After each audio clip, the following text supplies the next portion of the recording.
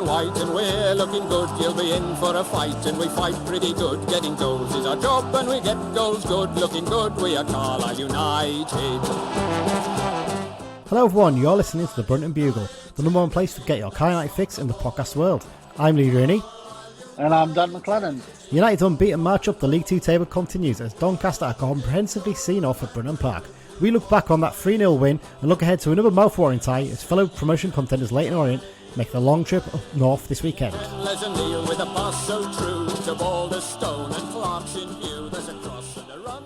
Yes, that march up the table continues, doesn't it, Dan? We've got Super Paul Simpson. Comprehensively.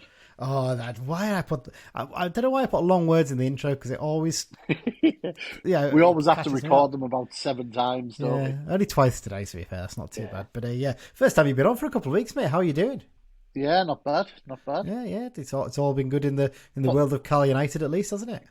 Getting the silverware polish ready for May. Indeed, Olaf. Tell you what, it's looking good at the moment, isn't it? I mean, not so good in the injury room, but you can't have everything, I guess, can you? There you go. Which just shows how well we are doing now, doesn't it? Exactly that. Right, we'll get underway, but first, our usual little notices at the start of the episode. I'll drop them in there. Have you done subscribe on as well? Yeah, I've done all that. Yeah, I've done it. Because thing. Mike was struggling for time last week, so we did it. Right, Dan, let's get into it then. We've got the news section now. We've got a few bits to cover, and let's start with the news.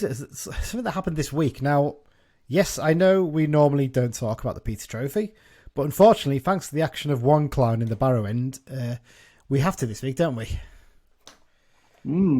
Yeah, this was quite the incident, wasn't it? For those who aren't aware, who have been hiding in a cave for the last few days, United played a Barrow in the Peace Trophy for a winner-takes-all tie, wasn't it, in midweek? And 3 minutes into the game, a firework was thrown on the pitch. What goes through someone's head to think this is the right thing to do? Basically, what happened was, if you haven't seen Hulk Street before, there's an end behind one of the goals. Behind one of the goals, there's no fans because it's a big, almost like a clubhouse and things like that, isn't it? Changing rooms. But then at the other end, you've got the Hulk Street, which is not a very good stand at all. Half of it is for the home fans, the other half is for away fans. If it was left as one open terrace for the home fans, it'd be decent. Yeah. But they've had to split it up for away fans, etc., haven't they? It's a and shambles. Segregation. Yeah. Now, basically, the usual group of youths were in there behind the goal, and Mick Kelly was going to take a goal kick, basically, and something was thrown on it. It landed round about the penalty spot, didn't it?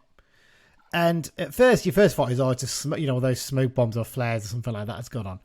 And Kelly actually starts to slightly move towards to pick it up, and it explodes because it's a firework. The ref had no choice at that point, basically, to stop the game. Have a chat with Cumbria Constabulary, and it was agreed after a 17-minute delay, basically, that the home fans would have to be moved out of that section behind the goal, and the game would only continue once they'd moved. And it's just ridiculous, isn't it? One person was arrested during the game. They've been released pending further inquiries, but I mean, look, I know clubs don't want to encourage pyro and stuff like that, and everyone loves seeing a video, all these, flares and smoke bombs going off for, continental games on I've seen it in Bundesliga games. It looks fantastic.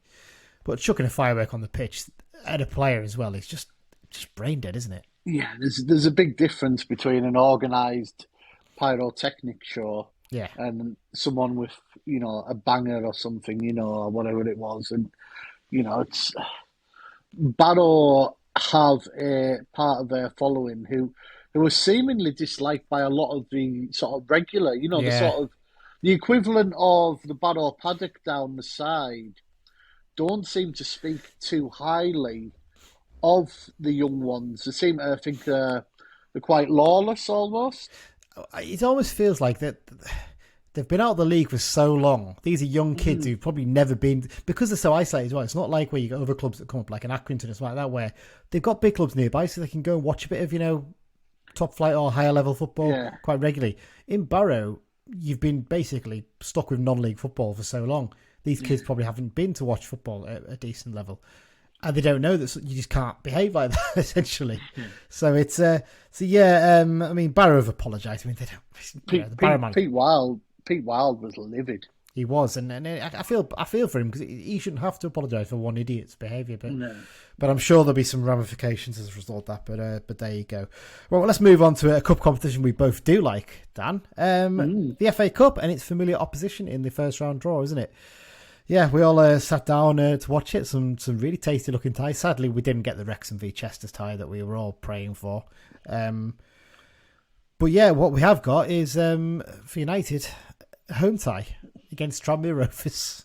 Who we play away the week before. Exactly. It's one of those ones you look at. The one thing you don't really want is a team in your own league, and even more so, someone you're playing the week before as well. That's the key thing, isn't it? And unfortunately, that's exactly what we've got. So yeah, basically, United will play Tranmere Rovers on the weekend of Saturday the 5th of November. Now, we don't have kick-off details yet, but the fact that it's two League Two sides against each other... I'd be very surprised if it wasn't 3 p.m. Saturday. Exactly that. And generally, the club usually announce reduced ticket prices for a game like that, don't they, usually? Because realistically... people are not going to come now to watch another League Two side again, are they? So, no. Interesting to see what they do with that one, but there you go. Also, as well, the youth team have drawn Fleetwood Town in the FA Youth Cup first round. That's a home tie. I don't know what the full details are. I think the club have published them, but they're on the official website if you want to find them out. And in the Cumberland Cup, which you haven't added in your notes, we have drawn Branstey at home. I would imagine this will probably be paid at Penrith. Yes, they tend to play the Cumberland Cup ties there, don't they? I think the FA Youth Cup ties, they have to play on the home ground, which I think is good, because I think it's good for the youth team players to get a chance to play in the Brunton Park pitch, but there you go. Well, let's do the loan watch before we go and review the Doncaster game then, Dan. So obviously 5 players out on loan, but only 2 of them were in action this weekend, weren't they? Yeah, so first up, Max Kilsby. He was on the bench for the Galabankies and on Athletic at the weekend, but it wasn't called upon as they earned a 1-1 draw against Stranraer. We'll cover that in the X-Files section as well later, won't we? So yeah, it's a bit of a tough time for him there, though. I mean, he's getting good game time, though, isn't he? Yeah, probably a good learning curve, being in and out a little bit, and they've not hit consistency yet, Annan, this season. Very inconsistent. So I think Murphy's sort of just juggling a little bit, trying to find his best starting 11. They've lost some key players, haven't they, as well? Obviously, Owen Moxon, the obvious one. Yeah, but there's a couple. There's another lad who left, didn't he? I think he went to was it Sterling or someone like that? I think high level. I can't remember what his name was now, but Big Tommy Goss is amongst the goals. He is. If you've never been up to Annan, he's a big, tall, gangly striker. He is the most unfootballing footballer you will ever see. Not worth a look. But he gets goals. Does he? Do you know something? There's worse things we could do than have a little look. He's just got this knack of getting the odd goal, and yeah, maybe worth a trial or something like that. You never know. Yeah. Lewis Bell, he had a weekend off. There was no fixture for Gretna 2008, but he'll be back this weekend as they face Drumchapel United in the Scottish Cup. I love the Scottish Cup. It genuinely, the teams you get in this early rounds as well are amazing, aren't they? Oh yeah, there's some brilliant names. I should say that Annan Athletic are actually playing Pollock in the Scottish FA Cup. I think that's on BBC Scotland, isn't it? Yeah, it's a Monday night game, and it'll be Pollock are quite well supported. It'll be, I think Pollock have actually sold out, so it'll be a big atmosphere there. Pollock will be looking for the upset. Well, definitely one worth watching then potentially, isn't it? I suppose for United fans. So we'll post the link up on the Brunton Bugle feed as well when it comes up as well. So for that one. Sam Fishburne, well, let's talk about Big Sam. The Fish, he continues to enjoy a much more fruitful loan spell with the Highmoman than he was at Blythe Spartans. And is it fair to say he scored a potential goal of the season contender at the weekend, Dan? Yeah, brilliant goal, wasn't it? It's the team have absolutely mashed it on social media, haven't they? Must have posted it 48 times, and you can't blame them, can you? It's a great goal. Essentially, Liam Noble plays the ball into him, actually, funny enough. He sort of takes a touch to flick it up, and then on the turn just smashes a volley across the keeper, doesn't he? Quite similar to a goal Ian Stevens scored for us against Kidderminster, but not Ian Stevens didn't take a touch on that one, because that's, Ian Stevens doesn't need a touch, does he? No.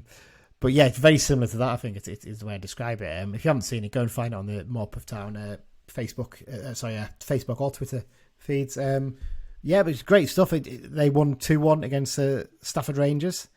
Again, we'll be covering that one again in the X-Files section too. And they travel to Atherton Collieries this weekend. They're up to third in the table, Morpus. He hasn't having a good time there. Do you start to wonder if you have to recall him though soon, because we're having so many injury problems up front? You might have no choice. Yeah. I mean, Simmo's not convinced by him, is he? But if he's getting goals and his attitude's better there, then maybe that's what he needed. So you never know. So Lewis Boyd will cover first. He made his fourth appearance, or was it fifth? I'm not sure. Fifth start, for Carlisle City at the weekend, and the Sky Blues drew 1-1 with Wickham. And up next to him is a home fixture against your favourite North East team down at Tolaw Town. You always like to give him a little mention, don't you? What a place that is. Move on. Yeah. Well, let's move on to Gabe Breeze. He's still stuck on 2 appearances of Widnes because he once again wasn't in the squad at the weekend, and he was at Brunton Park doing the warm-ups with the keepers. He was an emergency signing, wasn't he? Yeah. And I think what it is, they've now recruited a local... I think a lad who played for them before, actually. Cameron Terry, I think he's called. And I wonder if it's basically a case of they're bringing him in and he knows he has to... Basically, if you're bringing him in, he wants to be starting. And they've just said, look, just go back because we don't want to bring you down and sit you on the bench when you could be up there doing your stuff. So maybe that's what it is. But yeah, but I'm sure we'll find out because I think John Coleman might be wanting to ask Simmo about what the situation is with Gabe Breeze in the press conferences. So yeah, a little bit of a shame he only got his 2 appearances there, but maybe once he's months up, we can maybe get him out somewhere else on loan and get a bit more experience as well. But there you go. So that's the Lone Watcher, nice and quiet one this week. Let's get into the match review then, Dan. Collie Night 3, Doncaster Rovers 0. Yes, 9 games unbeaten now, the best unbeaten run in League 2. Second in the form table as well.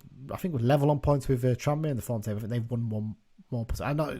Well, it won't be possible. I think they've got 1 point more than us basically in the form table. But yeah, what a run we're on at the moment, Dan. It's just incredible, isn't it? Every game you go into, there's this belief, isn't there, that we can get all 3 points. Yeah, it's a good place to be, isn't it?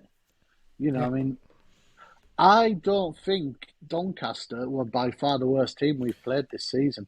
I was going to say that I thought first half it was fairly balanced. There wasn't a huge amount between the two teams. I think we looked like we were more likely to score, but they had some nice bits of play. They were just a bit wasteful in the final third. Yeah, I mean, ultimately it cost McSheffrey his job, didn't it? But I think they were looking to get rid prior, and we were the icing on the cake sort of thing. But I mean,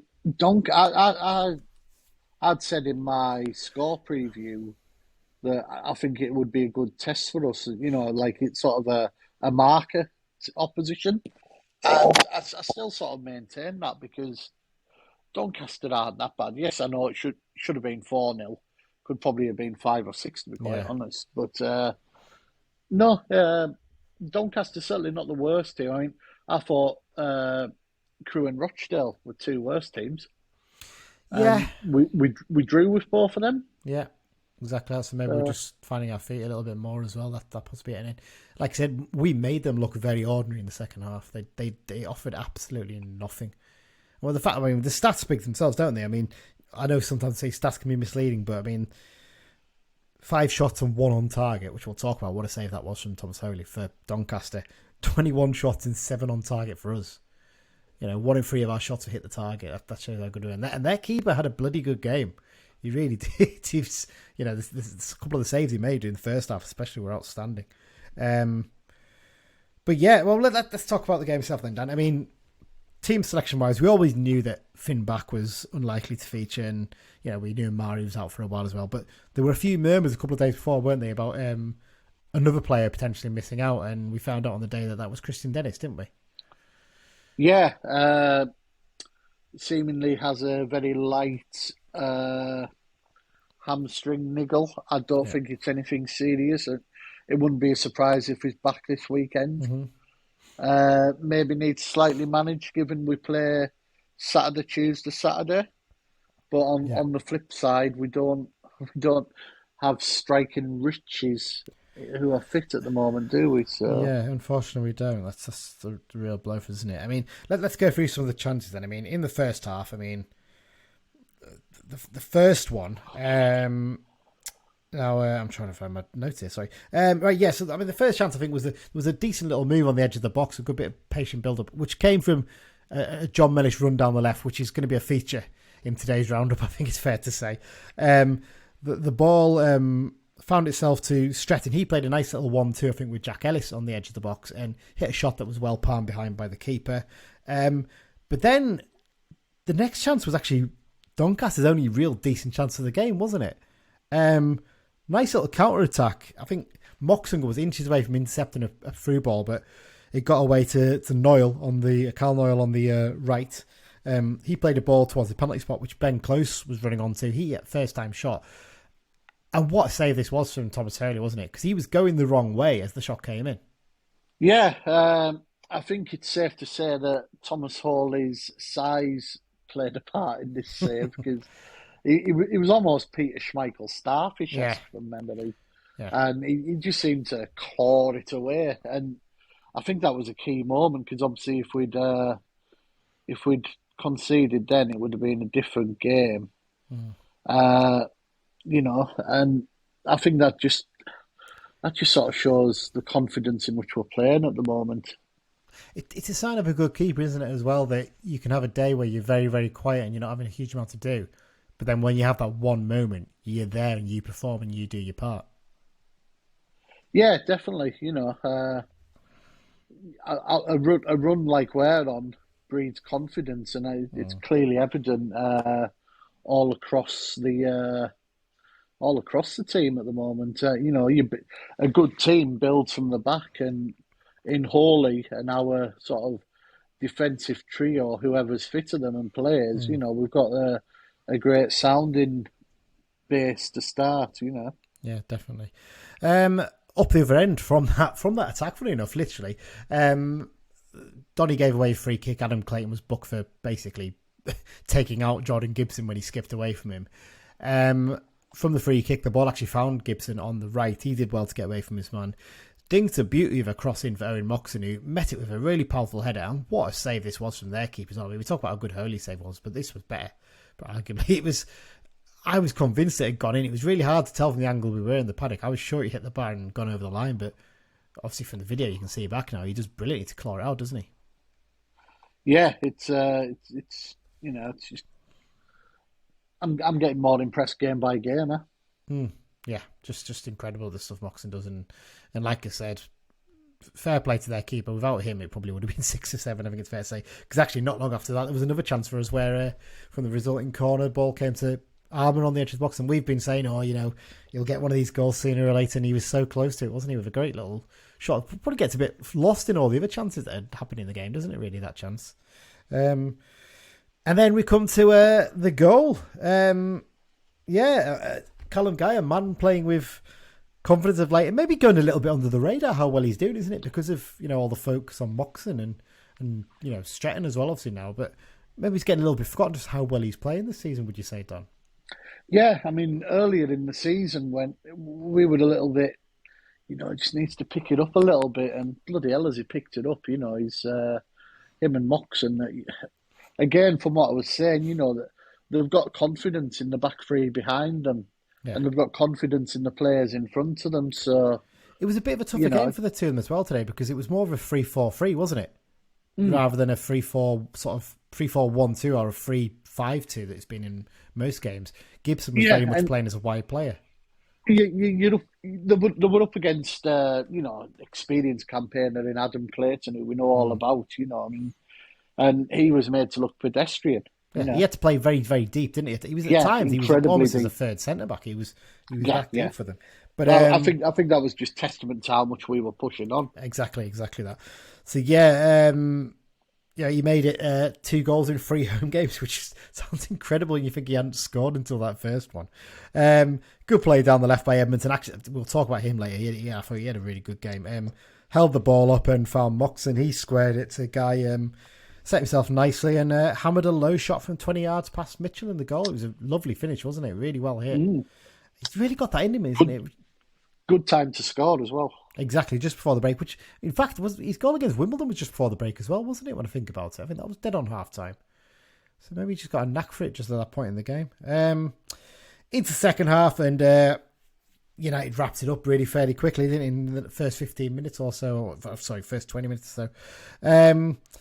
There's that old adage, isn't there, Dan? He just needs one to go in off his backside, and almost rung true for Jack Stretton, didn't it? It was actually his hip, I think it hit, but a real good bit of reward for his hard work over the last few weeks.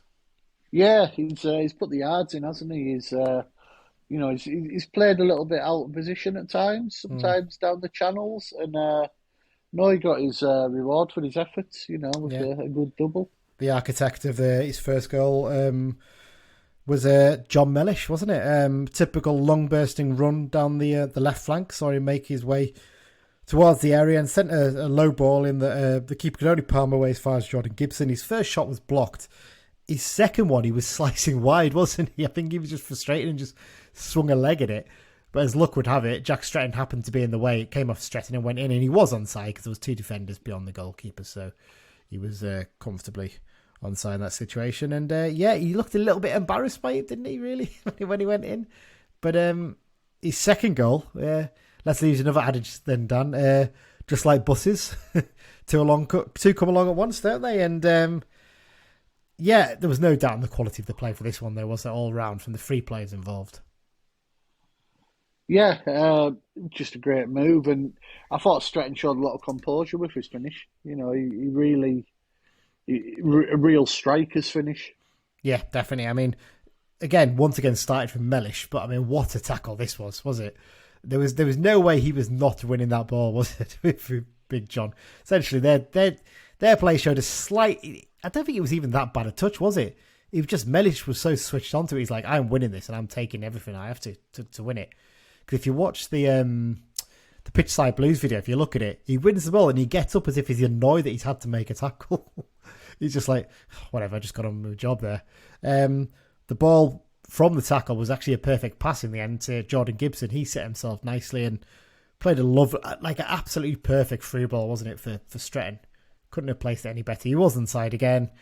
Away through on goal. And Edmondson was free in the middle to play to, but he backed himself, didn't he? And played a nice shot across the keeper to make it 3-0 and wrap up all 3 points for the Blues. Beyond that, I'm just looking at the other chances we had. There was another possible opportunity where we could have scored another brilliant goal, couldn't we? Where Mellish went on another ridiculous run down the left. Lovely bit of footwork. Found Guy. He spread it wide to Ellis, who laid it off quite nicely for Moxon, and his shot was heading towards the top corner, but Williams for Doncaster he's headed it and put it behind. And there was another chance for Gibson, wasn't there? Again, another quick break where Guy won the ball brilliantly in midfield, played it to Gibson, and he maybe could, I've watched it back again now, actually, he maybe could have picked out Edmondson, but Edmondson was a bit behind, so he went for goal and put it wide, unfortunately. And then the penalty. Lovely bit of clever play by Harris, wasn't it? To show a bit of what's the phrase I'm looking for here? A bit of awareness is probably the one thing, but a bit of clever and cunning, wasn't it, really, to get in there and nip in and force the defender to bring him down just on the edge of the box and win the penalty. And then Ryan Edmondson stepped up and you thought, here we go, he can get his first league goal for the club. But apparently changed his mind in the run-up, didn't he? Yeah, he alluded to this on Twitter afterwards, didn't he? Yeah. With a little joke of himself saying, don't change your mind again, Ryan. He'll be disappointed. One thing that annoyed me was I saw a lot of fans saying, we're 3-0 up, doesn't matter. If we lose promotion by a goal, it does. Yeah, it does. But, I mean, to be fair, Gibson, I think, is usually our penalty taker, isn't he? In those situations. So I imagine maybe in training, Edmondson is a very good penalty taker, and hence why he stepped up to take it. I'd imagine maybe next time you maybe look at Moxon possibly to take in that situation. I don't know. But it's one of those things. It's a learning curve, isn't it? So I'm sure he'll do better next time if he does get another chance to take a penalty. But yeah, so there you go. That's pretty much reviewing the action that happened during the game. Should we go straight into one of our 6-second reviews, Dan, before we talk about the other bits in the game? Can do. So Chris Gibson of the Be Just Unfair Facebook group, he's one of the admins on there. He was at the game and he sent me a 6-second review the other day. All right, lads, here's my 60-second review for the Doncaster game. Well, it was a solid all-round team performance, really. Nobody had a bad game. Everybody put a shift in. And it was great to watch as well. It was good football. Doncaster looked a little bit all over the place. Their balls forward were a bit meaningless, and they only really had one chance, which Thomas Hawley produced a great save at 0-0. Game could have been a bit different if we'd gone 1-0 down, but we didn't, and we took the lead just before half-time with another great strike from Callum Guy. My man of the match was Jack Ellis. I just thought he dealt with everything that came his way, and he might have even been targeted by Doncaster on their left-hand side, but he was just so calm. He didn't look like an 18-year-old with a handful of games. He looked like a seasoned pro. The midfield three, they just get better every game, don't they? Moxon, Gibson, Guy, absolutely brilliant. It's great to see Jack Stretton get a couple of goals. He's off the mark now, so hopefully he can kick on from that. And I do feel a bit for Edmondson. I thought he put in a great shift as well. He chased everything down, and he was unlucky, obviously, not to score his penalty at the end, but I'm sure it'll come. Orient next. Bring them on. I don't think we fear anybody now. Up the Blues. Oh, there you go. That's a pretty good assessment again from Chris, isn't it? Picked on a couple of points we picked up on. He's man of the match, Jack Stretton. I should say, sorry, not Jack Stretton, Jack Ellis. Jack Stretton was actually the man of the match on whoscored.com. He got 8.5. Quite a few of our players got high scores. I think Gibson got 8.4 and John Mellish was 7.7 for this game. And I think actually Ellis, to be fair, was about 7.1, 7.2. So he had a good game there. Well, let's talk about Jack Ellis then, Dan. I mean, I'm more and more impressed the more I see of him, because there's nothing overly flashy about the way he plays, but he's just so solid, so reliable. He keeps it simple. He uses the ball really well, and he defends really well as well, doesn't he? Yeah, he came in, no nonsense, did his job, and I think of our current younger bunch, he's probably the one that excites me the most at the moment. Mm-hmm. Yeah, the way he plays is just really. But I mean, he's obviously played a few games at centre back this season and didn't let us down in any of those. He's played a right wing back now, and he's looked pretty good playing there. I still can't work out what his best position is going to be overall in the end, to be honest. I think centre back might be his best. I think in that back three, especially, I think he can bring the ball out, and he's got a bit about him. And like Chris said there, I think early on Donny thought to themselves, right, young 18-year-old lad, and he's not played many games. Let's target him. And teams keep doing that, and it doesn't make any difference. He's a good player. He knows how to play. And in the second half, he really grew into it, I thought, and the way he played and the way he was going forward as well.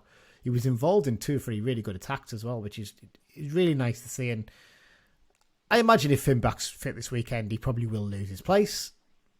But, he's shown that, when he needs to, he can come in, and maybe next time if an opportunity comes up, he might well find himself keeping the place for a bit longer, mightn't he? Definitely. Paul Simpson said a couple of times, he feels a bit gutted that these sort of lads are in and out, etc. But, they've been absolutely brilliant, and they're proving the worth when they come in. I mean, I look at someone like it's a different sort of situation, but Simon Hackney, when he first came in, he had to bide his time. He had to make a few sub-appearances, and he came in and out of the team. And then when he got a chance, he took it, and he was barely out of the team after that, wasn't he, for the next few years? So, sometimes you just got to be a little bit patient and wait your opportunity. And I'm sure even if Jack does come out of the team this weekend, he'll get another chance. And he's one of those ones alongside Mux, and I think we should probably be already talking about, all right, could we extend your deal a bit longer? Keep them tied down for a bit longer. If we've got Simmo in for 3 years here, we can start doing that. You can start building long term and keeping a squad together, can't you? That's one of the key things. Well, you mentioned Stretton and Edmonton there. Let's cover them because I've got them as talking points as well. Jack Stretton, I mean, his hard work really did pay off, didn't he, in this game? He's got his 2 goals, but unfortunately, rolled his ankle in that bloody Peter Trophy game in midweek, didn't he? And so we're not 100% as whether he's going to be fit or not the weekend. It's just rotten luck in terms of strikers at the moment, isn't it? Yeah, it just every week it's something, isn't it? I've never known anything like this, and yeah, Paul Simpson said they're looking at everything, and it seems to be a thing in football, full stop at the moment. Yeah, it's either hamstring or ankle, isn't it? And the ankle one, when you roll an ankle, you can do that anytime. That's if you land awkwardly, if you've done it, that can be a problem. And yet, it's it's frustrating, but just the way it is, isn't it? But hopefully it's not too bad. Hopefully he can at least be involved, maybe on the bench at the weekend if Dennis is fit to start, possibly instead. But if it comes to it, you might have Ryan Edmondson up there on his own. You might have to bring young Nick Bellado into the squad potentially. So interesting to see what happens. Mentioning Ryan Edmondson, he obviously missed that late penalty, but overall, a really good positive performance from him, wasn't he? He's got a bit of pace about him, really, hasn't he? That's one thing that I think maybe a few people might not realise, but he can get away from a defender, can't he? Yeah, he's we've said previously, he's had a bit of a stop-start to his life at Carlisle, but Simmo didn't want to use him midweek. Obviously, he had to when Jack Stretton pulled up. But no, it was a good 90 minutes. He'll be gutted with that penalty, as we've already mentioned. But no, it's when he came on at Hartlepool, he played wide right, which isn't his thing. Yeah. But it's good job, didn't he? Yeah. Good job.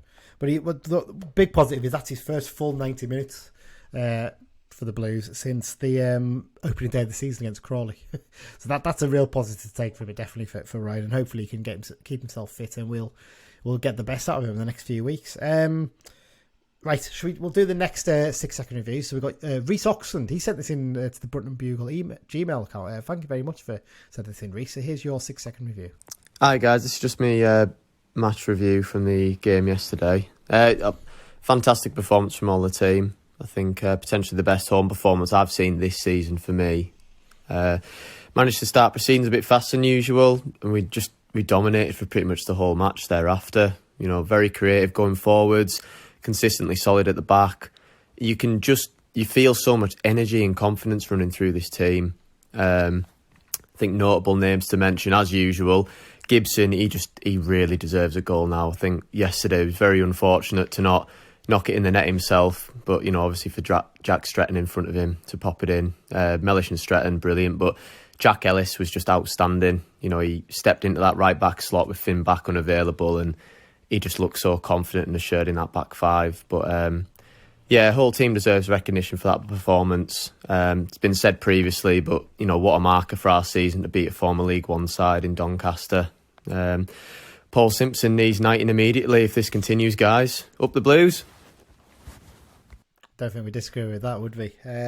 Fantastic. Yeah, thank you very much, Reese. It's nice to have a new voice on there as well. And like I said, if anyone wants to submit anything, just drop me or down a message on Twitter or the Brunton Bugle Twitter message, or even just if you want to send it by email, just do a little recording on your phone, send it over, keep it to about 60 seconds, and we'll include it on the next episode.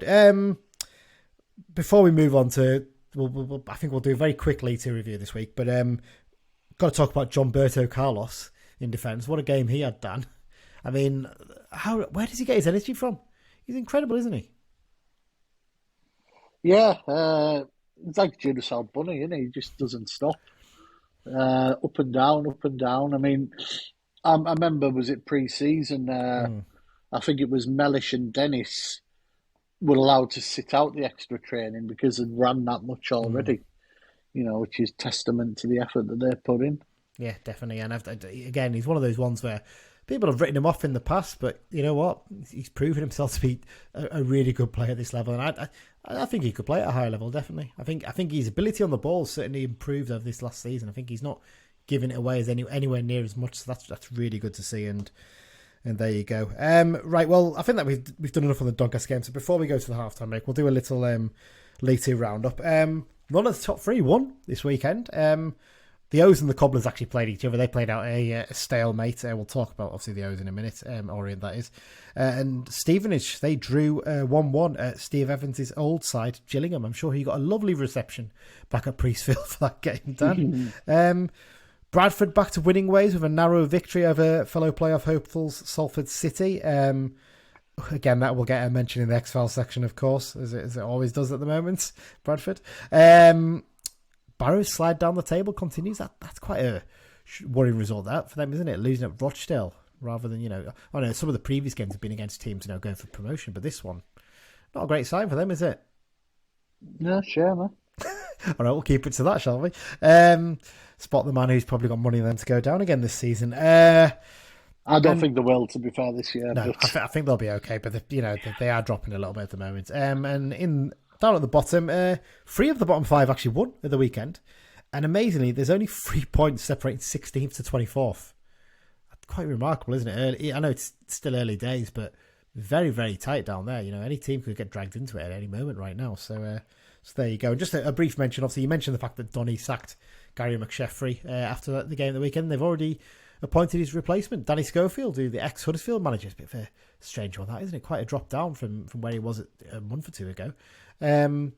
And Newport are part of their new manager. So Darren Kelly's caretaker role only lasted for 1 game. He's been replaced by Graham Coughlin, the former Bristol Rovers and Mansfield manager. So lots of movement in the management roles in League 2. Hopefully there'll be no movement in the management role at Brunton Park this season. That's what we're praying for, isn't it, Dan? No, we'll guard the fortress that is Brunton with our spears and pickaxes to stop anyone trying to take him. Indeed we will. Right, that's the end of part 1, and we'll be back shortly to do part 2. Hi, I'm Owen Moxon, and you're listening to the Brunton Bugle. Oh, it's another new half-time break bit, and where's that from? Of course, it's from our special episode we did this weekend, at the start of the week. Yes, so the latest of our special episodes came out the other day. Interview with Owen Moxon, one of our own, the Deadton Home Peeler, as I've christened him, and everyone seems to be catching on to, which I'm quite pleased about. Cracking chat with him. I don't know if you had a chance to listen to it yet, Dan, because you were there. No, I haven't. I've been a tad busy this week.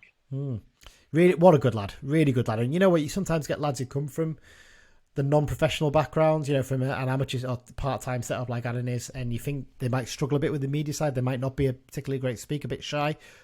Brilliant. He spoke really, really well, and he's obviously very ambitious, but he's ambitious to do good stuff with Cal United. That's the thing that stands out for him. So fantastic, really good chat. So if you haven't listened already, go and download that. There's obviously the one with Thomas Holy we did the week before, and there'll be another one coming in a couple of weeks. We won't be doing one next week because obviously we've got the Stockport County preview to fit in as well. So so there you go. So let's preview the Leyton Orient game, shall we? Should we do Mike's question first, Dan? Can we fit that in quickly? Go on then. Right, so Mike's doing a question for us because obviously he's not with us this week. So here's what the question he's got for us. So a player that's played for both teams this week is Leon McSweeney. How many league games did he play for the Blues? That's a pretty straightforward question. I don't think it's that many. I think it might only be like 12 or something like that. He was quite a good little player, I thought. It was a tiny player, but he left, didn't he? Because he got a better deal elsewhere, basically, didn't he? I think or something. I can't remember, but I'd guess 12. But we'll come back to that one a little bit later on. Right. Behind Enemy Line section is back after a little break, and we are talking to our good old friends at the Lowdown podcast. It's Julian that I spoke to this week. We spoke to a few times before. Points discussed. We talked about the O's incredible record-breaking start to the League 2 season. Their relatively quiet summer of transfer activity, actually, and our mutual love of Jabo Biro. We couldn't go without mentioning that, could we? So here's the chat I had with Julian earlier this week. Julian, this season, hopefully, we're back down to our regular twice a season catch-ups rather than 4 or 5 or 6 times I think we spoke in the lockdown season. But let's talk about Leyton Orient and what a start to the campaign you've had. 9 wins and a draw in your opening 10 fixtures. Best ever start to a League 2 season in the 3-point era. Did you imagine during the summer that you could have a start as good as this? I mean, obviously, you guys are on about mid-table in the betting sort of odds, and you've exceeded expectations. I think. Thanks, first of all, Lee. Thanks for having us on again. And we have this kindred relationship, isn't it, Leyton Orient and Carlisle? So it's good. I think for me, really, and a lot of the fans, and we saw a lot from Richie back end of last season. Yeah, we didn't sort of put up trees, but ultimately he stalled out on how he wanted to play, the type of players he liked, and what he wanted to do this season. So come the close season, we didn't have to go out and sort of bring in loads and loads of players. He had a good nucleus of players already there. Had a few players that's gone out on loan. And brought in a few loanees, and we brought in and sort of nailed down a couple of players that contracts who are coming to the end of their 1-year contract with us, and it's done very well. And I think he stood by what he said he was going to do back end of last season, and that's really good to see. And I think we have to be very realistic. Up the top of the table, you're there to be shot at by everyone. And everyone goes, Richie's done it with Swindon, but then he's fouled with Salford. He's fouled with Doncaster. So let's just make it clear that this only really matters at the end of the season when we've been promoted or we're in that opportunity for playoffs. So, yeah, it's been good. It's been good to see, good to watch, good football. The wheels haven't come off, but we're at the position now that we haven't won in October. We've had 2 draws and a loss, and hopefully our away trip Saturday to Carlisle, which is great to be on a Saturday and it's not snowing or whatever normally happens when we play you, normally on a Tuesday night. Hopefully we can pick up 3 points at your place on Saturday. I mean, if you mentioned you got your 2 draws there, but they were against sort of teams that are fairly well fancied this season in Northampton and Doncaster. I suppose that's one way of looking at those 2 draws, I guess. I mean, is there a slight concern that the form dropped off in those games, or is it more a case of that Newport defeat was almost inevitable? You know, you're going to lose at some point, and it's usually against a team you don't expect to. But then to put in 2 solid performances against teams that are fancied? Yeah, I think that the performances are okay, and we could have put them both away, if I'm honest. You know, but again, we're playing against a 10-man side at Northampton, and we should really. But you know yourself, Lee, is that you go against 10 men. It doesn't always mean you're going to win a game, but we should do. We were at home, and we could have delivered that. Doncaster first half. Probably one of the best first halves we've seen for a long while, Orient. You know, a great goal from Smithy, and then we end up pulling away there with a draw. So, yeah, frustrating more than anything. But yeah, it's no one's panicking, and I think we just need to end the month off strongly and go into sort of November, December, and into Christmas and beyond in a strong way. We've not been riddled with injuries this season. We've had injuries, but not riddled with them. Where previous seasons we've had that, and that's probably the demise of Kenny Jackett, wasn't it? You know, we had a bit of COVID, and then we were riddled with injuries, and then the wheels fell off. But fingers crossed that will stay positive for the weeks and months to come. You don't need to talk to Carlisle fans about being riddled with injuries with the 10 players we've got injured at the moment. So it's one of those things, isn't it? Let's talk about Richie Wellens then. You've touched on him slightly before, but how impressed have you been with the job he's done? Because, I mean, particularly when you consider, and something you actually didn't mention at the start there, that he's basically come in and he's not gone, a lot of managers come in and go, I want to clear the decks, I want to get my people. And he's gone, you know what, there's a decent squad in it, I can work with this. I just need to tinker around the edges, get a few key players in. And he hasn't been that busy in the transfer market in the summer, and the job he's done, considering that, is a real testament, I suppose, to what a good coach he is. Yeah, so if you look at what he had, and if you look at the sort of the recruitment we did last year and the Kenny Jackett, and again with Martin Ling in the background, I think Richard didn't have to come in and sort of make a full look, make over the squad where he may have done at other clubs that he's been to. We've got a great squad. You look, we've probably got one of the best goalkeepers in the league. We've got a good defensive unit, and of which probably one of the best sort of. We've got two of the best left and right backs in the league as well. Omar Beckles in the middle. Most clubs would love to have a player that sort of quality in their back line. And again, we're not conceding loads of goals. You know, we are doing very well in that front. And then you move forward into midfield. Some maturity in there in Darren Prattley and some young legs around him.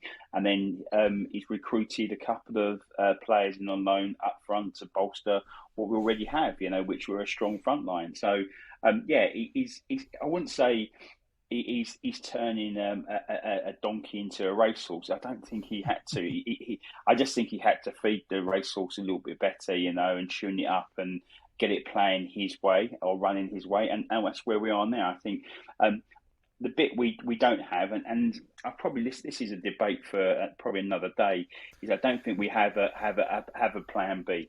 Yeah, our plan B is our plan A.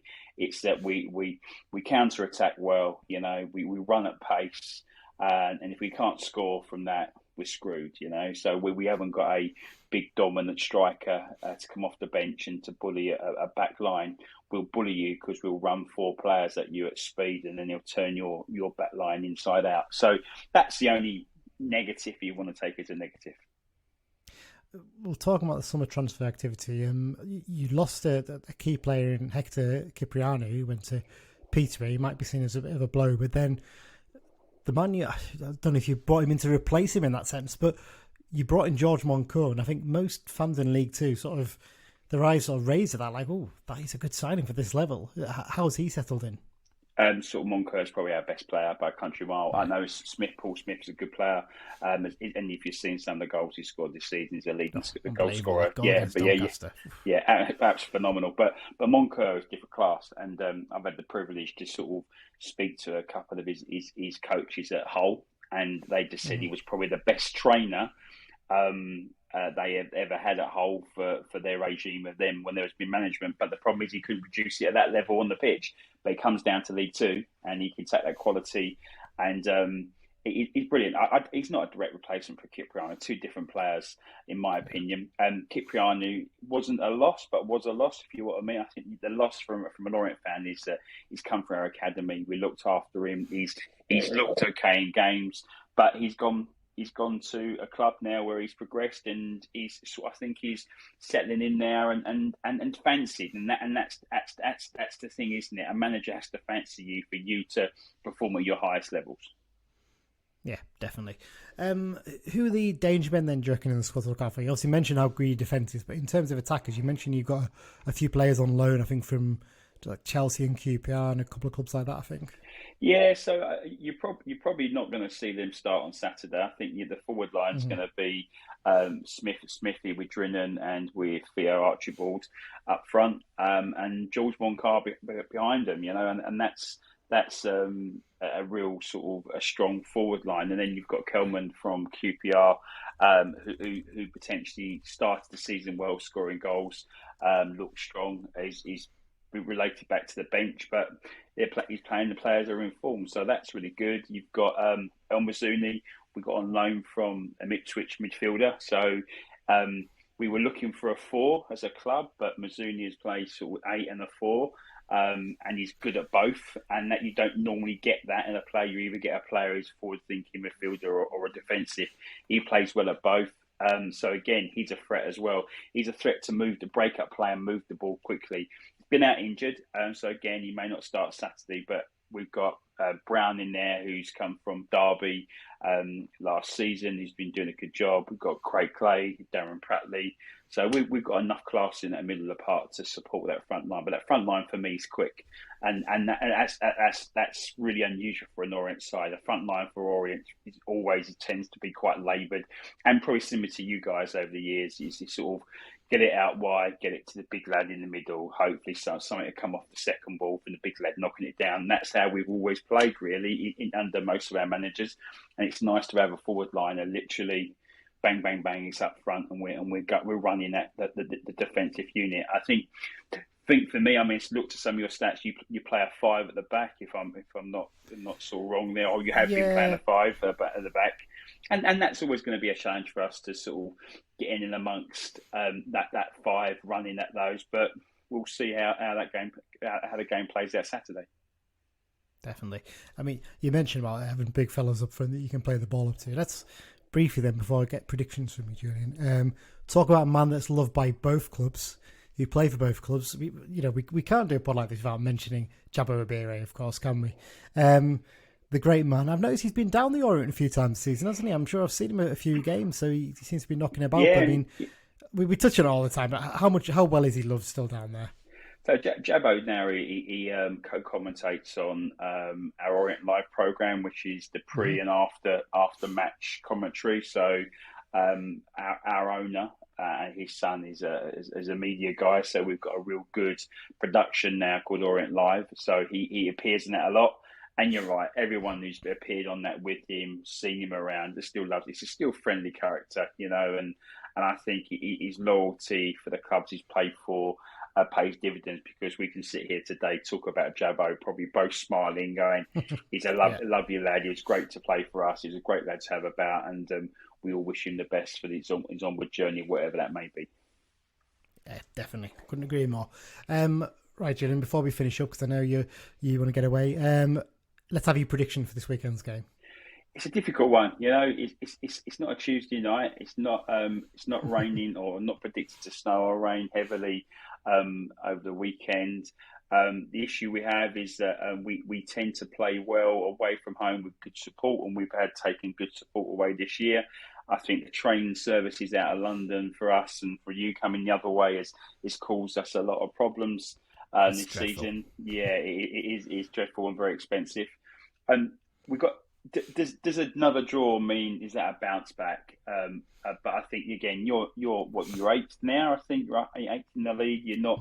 Fifth. You're not fifth. You know. Okay, so fourth. Sorry, sixth. Sorry, it was sixth. Sorry, I think six. Yes. So okay, sixth in the league. You're not having a shabby start yourself. So I think I'm not going to say the usual, Desmond, but I think we'll get a 1-1 draw at your place. I think there'll be goals in there. I think we'll score, and we've recently have shown that we can concede a goal, and we're a bit loose at the back. So I would say it'd be a 1-1, and hopefully for the replay down at our place later in the season, we'll smash you probably 3-0.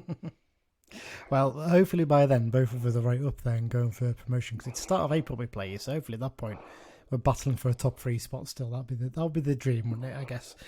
Julian. Lee, before you run off, we say that every year, don't we? You know, up there, we end up probably mid to bottom half the table, thinking it's another year. We have to catch you next year. So, but wherever it may be, I wish you and the club all the best for the rest of the season set for Saturday in April, and we'll catch up soon. Same to you, Julian. Cheers. Thanks very much. Okay, thanks once again to Julian for giving up his time to speak to us. I know he's a very busy man at the moment, but I'm sure he's very much enjoying all things Leyton Orient right now. So yeah, looking ahead to this weekend's game. Dan, referee this weekend, Thomas Parsons. Parsons. It's his first season as an EFL referee. He's taken charge of 9 games so far this season, handing out 43 yellows and 2 red cards. Last season, he was a National League referee and he handed out 55 yellow cards and 4 red cards in 16 games. Now, the fact that he's only done 16 games suggests he's maybe doing a bit of Premier League 2 officiating and things like that, possibly on the side. Because you usually find out with National League refs, don't you? They tend to do sort of assistant ref roles and things like that as well, don't they? Yeah. At that level. So there you go. It's going to be our 61st meeting with Leyton Orient. Quite a few, actually, for a team down south, isn't it? Don't tend to find that quite often. But I suppose we've both been in the league for quite a while, haven't we, and stuff like that, so there you go. We're winning in terms of head-to-heads, 24 for United, 21 for Orient, and 15 draws. Let's look at the Orient squad then, Dan, and some of their transfer activity. I say transfer activity, only signed 7 players in the summer. Yeah. Compared against most clubs, that's quite a low number, and actually, Theo Archibald was on loan with them last season, so you could arguably say that's not really a signing, it's just a permanent signing. They've signed him from Lincoln. Other than that, they've signed 6, but there's one name that I think we both agree stands out in their signings, isn't there? Yeah, Charlie Coleman. Come on. Don't mess with me. George Moncur, isn't it? Straight away. As soon as he was signing somewhere, I think we all messaged each other in that group and said, that's a good signing for them, isn't it? You know, that's genuinely like thinking, they're making a bit of a step up there, aren't they, in terms of the quality? They lost Hector Cipriano to Peterborough in the summer. Otis Khan obviously left as well. I'm not sure why he's listed there. Maybe we got that wrong. And Harry Smith, they sent out on loan, the big striker, to Exeter. But they didn't. Basically, Richie Wellens came in towards the end of last season, doesn't he, to take over as manager? And he's done similar to Simmo did at the start, in that he's taken one look and gone, actually, there's not a bad squad here. I can actually make this squad quite decent. And he's just tinkered around the edges, hasn't he? And it's had a really good effect for them, hasn't it? Yeah. They've never been a bad team, Orient, have they? Got a very good goalkeeper, haven't they, in Vigouroux as well. That's one thing that helps straight away. And I think he's clearly said to their board when he came in, look, this season we're just using it to see what we've got, adjust in the summer, and we'll go next season. They're obviously happy with that. You know, they've got quite a good little setup, Orient. You know, they've done the ground half decent. They get decent crowds. It's a trip we all love doing. You know, they've got some good youth products as well that come through, aren't they? There's a few players who and generally go into good football league careers, don't like Jabos and obviously. They're also well placed to pick up. You know, your Tottenham, Arsenal, West Ham. You know, academy dropouts, that sort of thing, or maybe tap a couple up for the loan now and again, which I know they've done many times before. Harry Kane being the most famous. He still sponsors them. I think he does, doesn't he? I think he does, yeah. Just fair play to him. Like, his first club that he obviously made first Football League appearance for, so good on him. As you mentioned, obviously, you've got George Moncur, you've got Darren Pratley, who's signed by Kenny Jackett last summer. He's a player with bags of experience as well, and And Paul Smith's, I think, the one getting the goals up front, and what a goal he scored for them the other day, didn't he? The one against Doncaster where he flicked it up and scored that incredible overhead kick. I mean, what a finish that was! But yeah, defensively wise, I think there's only one in terms of goalkeeping defence. It's exactly the same as it was last season, with the exception of Rob Hunt, who's coming from Swindon. Bar that, they're using the same squad. So full testament to Richie Wellens. I think we all agree he's a bit of a knob sometimes, but he's a good manager, isn't he? At this level, he knows how to get a squad together, doesn't he? So fair play to him. There you go. In terms of last time out, they drew 0-0 with Northampton Town. Not much to report there. Northampton had a man sent off. It was a pretty non-eventful game. In the form table, Orient are currently 7th in the last 6 games form table, with a record of 1-1-1, loss, drawn. So they haven't won in the last 3. United are 2nd in that form table, as we mentioned before, just behind Tranmere. We'll be top on Saturday night. Well, yeah, that's what we're hoping for, isn't it? Get 3rd win in a row. That'd be very nice. Yeah, in terms of the United for this game then, Dan, it's a hard one to judge because of all the injuries, isn't it? Obviously, we know now that Jack Stretton might miss the game. Corey Whelan might miss the game. You need to stand in the car park about 1:30 and see who comes in, not limping. Yeah. I mean, it's getting to the point where you're going to have to get a Ouija board out or something, aren't you, to find out what the team's going to be and who's fit because of the severity of the injuries. It's quite incredible. For any youngsters listening, do not do a Ouija board. No, do not. I'm not encouraging people to do that. But yeah, obviously, Stretton could be missing. Hopefully, Dennis will be fit. That's the one we're hoping on, isn't it, really? Because if he is, then he can come into partner Edmondson. If not, what do you do in terms of the attack? Do you maybe go with bringing someone into midfield like Harrison, stick Gibson up there with Edmondson, or do you bring Bilardo in to play on one of the wings? Possibly, I think maybe a little bit too early for him to be coming in, but I think Dennis will be fit enough. Yeah, that's the hope, isn't it? Yeah. I mean, Barkley, that's so frustrating as well. Barkley was fit enough to be on the bench last weekend, turned his ankle again in training on Monday, and he was going to play on Tuesday night in the trophy. It's just so frustrating, isn't it, when you get that close to getting him back in. Whelan touching up. I mean, the Whelan one's not as much of a worry because Morgan Feeney comes in, doesn't he, basically, and you're sorted there, basically. So yeah, it's really hard to predict an 11 right now, but Toby Silva possibly could be fit enough to be on the bench as well, which would be nice. Wasn't fit enough for midweek, but I think there's hope that he might be possibly involved at the weekend. Right, Dan, let's have a prediction. Prediction. I'm going to say... I'm going to go for a good, solid 2-1 win. Mm-hmm. And I'm talking like a late goal to win it, so about 85-ish. And goal scorers, I'm going to go for Owen Moxon to get his home goal and Ryan Edmondson to make up with the winner for this penalty miss. Okay. I'm a little bit torn on this one, just for the fact that with all the injuries and potentially having been a bit short up front, I don't know whether a draw would be a good result in this one. But I'm going to keep the faith and I'm going to go for a 2-1 win as well. I'm going to go for 2-1 win and Edmondson to get one of the goals. And who's going to get the other? Jack Armour to get the other. I think Jack Armour's due a goal, so let's go for Armour and Edmondson for the goals. And here's when Jack Armour gets his goal, it's going to be Joe Joyce versus Huddersfield-esque, isn't it? Just smashing it in from 40 yards or something like that. Yeah. That's what it'll be. Brilliant. Right, here's Mike's prediction for the game. So this week I'm backing a 2-1 win with Dennis and Huntington getting the goals. Well, a mix of goal scorers, but scores basically all the same, aren't they? So there you go.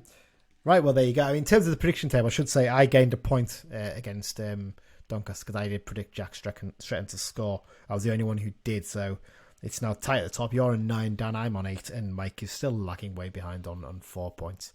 Right, should we go for an answer for Mike's question before we do X-Files? Yeah. Play the question again. So his question was... So a player that's played for both teams this week is Leon McSweeney. How many league games did he play for the Blues? So I'm going 12. I don't think he played as many as you think. I think it's only 12. It wasn't too many, so I'm going to undercut you and say 10. 10. Okay, right. So let's see what. I don't think it was much more than sort of the 10-12 area. It wasn't a long spell, was it? So there you go. Right. Yeah. So here's the answer from Mike. And the answer is 8 games. Oh wow, even less. Maybe there's a few cup games thrown, and that's what's probably thrown us a little bit. But wow, yeah. So we're both wrong. It's weird because you think to yourself, I remember him, and if someone who's only played 8 games, you don't usually remember them that well, do you? So is he not a bit of a journalist now? I think he might be. You know, I think he might be. Does a bit of writing and stuff, doesn't he? Yeah, possibly is. Right, I know you've got to get away soon, Dan. So let's bash through the X-Files section, because it's quite a busy one this week in terms of goals, isn't it?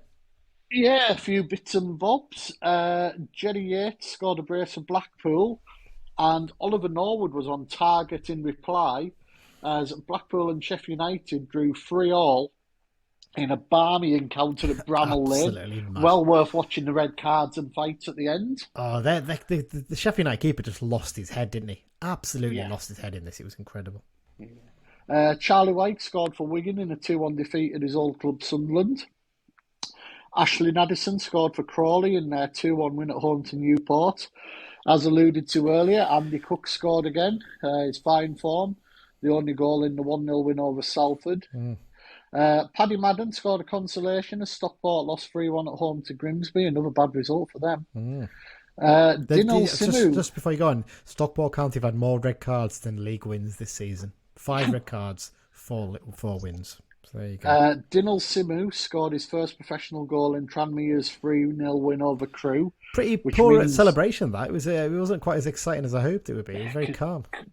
Because he wasn't here, but it means that monkey's off the back sort of thing. You know, it's he's not going to score against us. Touch wood. Couple of blasts here. Mo Sagaf scored for the second time in a week in Dagenham's 7-0 win over Beckenham. This was a FA Cup match. Olamola Olafelu scored twice in Wealdstone's 5-3 defeat at Boreham Wood. Tristan Abrahams netted in Eastleigh's 3-1 win at Dorking. Down into a bit more lower leagues, Mark Beck scored a penalty in Darlington's 2-2 draw with Brackley. Liam Noble scored a penalty in Morpeth's 2-1 win over Stafford. Josh Todd scored in Queen of the South's 2-0 win against Peterhead.